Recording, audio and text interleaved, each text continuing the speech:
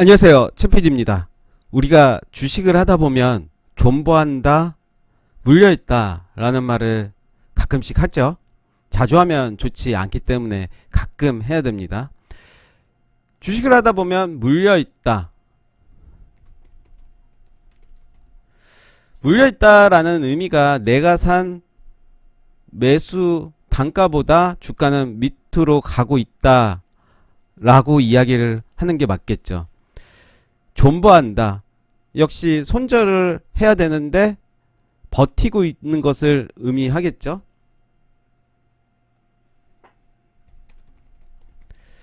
주식을 하면서 물려있다, 존버한다 라는 말이 좋은 말은 아니지만 그래도 우리가 주식을 하면서 물려있을 수도 있고 존버할 수도 있겠죠. 상황에 따라 다르기 때문에 그것을 뭐라고 할 수는 없습니다. 그리고 내 투자 성향이 어떠냐에 따라서 당연한 과정일 수도 있고요. 또 시장 전체가 어떤 모습이냐에 따라서 그 종목은 좀 달라질 수가 있겠죠. 내 종목에 악재가 떴다면 바로바로 잘라내는 게 맞겠지만 악재가 없음에도 불구하고 시장 전체가 힘들다라고 하면 내 종목도 당연히 힘들겠죠. 그럴 때는 버티는 것도 답이겠지만 더 중요한 것은 내 기준을 정하고 내 기준에 부합이 안 되면 잘라내는 연습을 좀 할 필요가 있는 거죠.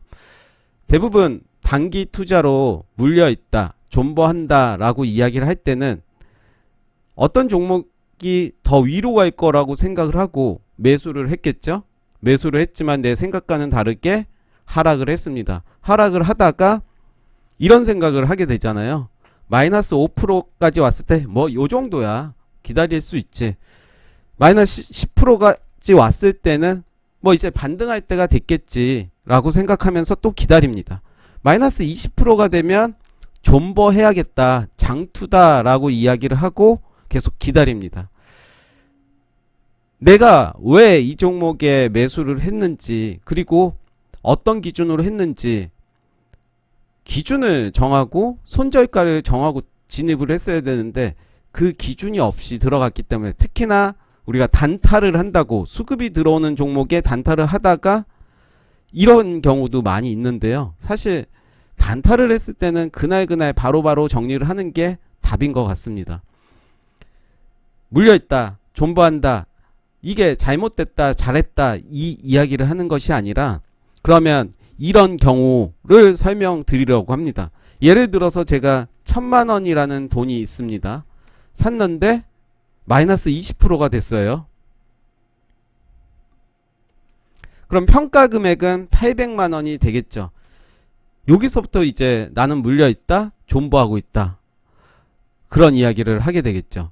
마이너스 200만원이 저는 손해를 보고 있는 상태고 물을 좀 타야겠죠. 물 타는 시점도 중요하겠지만 지금은 뭐 물 타는 시점을 이야기하는 게 아니라 전제는 평범한 상태에서 일단은 나는 물을 타야 된다. 그럼 돈이 많지가 않아요. 100만원 밖에 없어요. 그럼 물을 타봐야 매수 단가는 크게 내려가지 않습니다.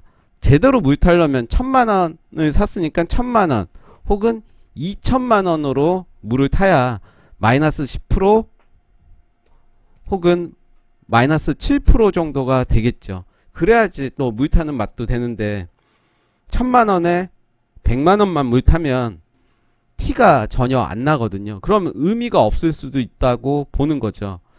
그럼 나는 어떻게 큰 물량의 비중을 줄일까, 이 고민을 해봐야겠죠. 아무리 물을 타도 너무 많아요. 내가 욕심을 부리고 샀어요. 인정을 해야겠죠. 주식의 대부분은 욕심으로 시작해서 욕심으로 망하기도 하는데요. 주식이라는 게 욕심이 있어야지 하는 것은 당연한 일이고 그 욕심 때문에 망하기도 하죠. 그래서 적당이라는 말도 기준이 없긴 하지만 적절하게 내 기준을 정하고 더 가더라도 아쉬워하지 말고, 종목은 많으니까 종목이 한 2000종목 있잖아요. 내가 매매 기법 그리고 공부를 한다면 그런 종목 계속 발굴이 되니까 뭐 3% 5% 먹더라도 따지면 30% 2배 먹을 수가 있거든요, 충분히. 그래서 적당하게 욕심을 버리는 연습이 저는 좀 필요하다라고 생각을 하고요. 그러면 큰 물량의 비중을 어떻게 줄일까? 영웅문 들어가시면요, 0805를 누르시면 계좌간 유가증권 대체라고 나옵니다. 저는 계좌가 3개 있습니다. 3개 있고요. 키움은 개인 계좌 5개까지 개설이 가능하다고 알고 있는데요. 이렇게 계좌를 선택하고 조회를 합니다. 저는 이제 조회를 해봐야 여기에는 아무 종목도 없어서요, 이렇게 빵으로 나옵니다. 출금 가능 금액. 그렇지만 대부분 이런 종목이 있다 그러면 여기에 종목 나오고요, 보유량 나오고 출고 가능 수량이 이렇게 뜨니다. 매입가 나오고 매입 금액, 현재가, 평가 금액 이렇게 뜨니다.